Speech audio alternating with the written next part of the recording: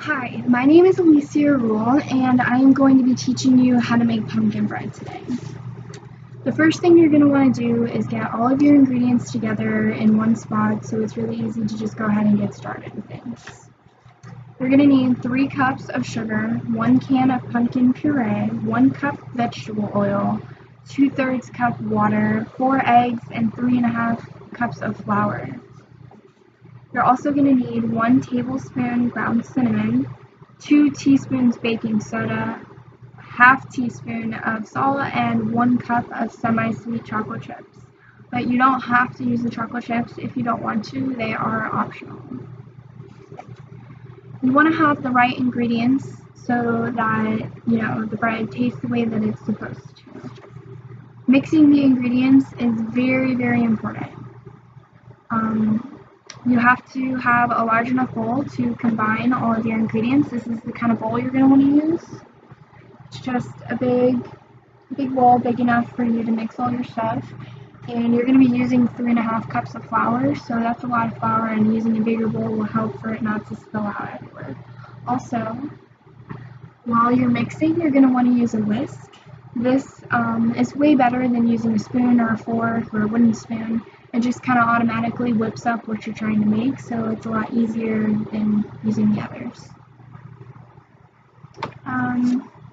In your bowl, you're going to combine more of the wet ingredients first. You're going to want to do the sugar, the pureed pumpkin, the oil, the water, and the eggs. And you're going to beat this mix until it's completely smooth. And then after you've got it smooth, you're going to want to blend in the more dry ingredients like the flour, the cinnamon, the baking soda, the salt, and then lastly you're going to add in the chocolate chips, but you don't have to do that, it's just optional. Also, making sure you get the correct amount of ingredients is very important, because if you don't, the bread's not going to rise the way that it's supposed to. So make sure you do the baking soda, especially that, correctly. And then make sure you set a timer, because that's really important if you don't want it to burn.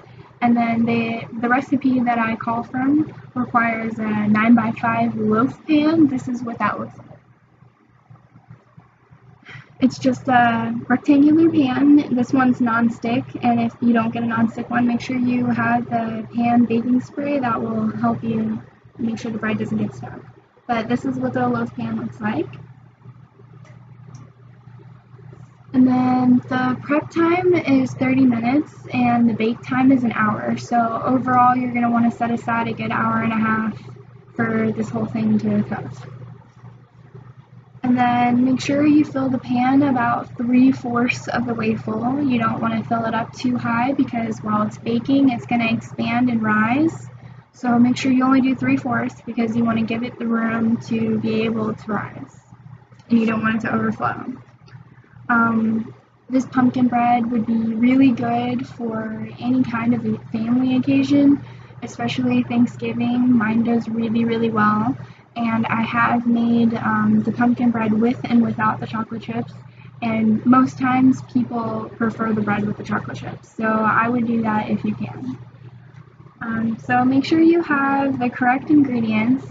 Make sure you get the correct measurements of the ingredients. And don't forget the timer, because you don't want it to burn. And last but not least, don't forget to let it cool down for at least 10 to 15 minutes, because you will get burned.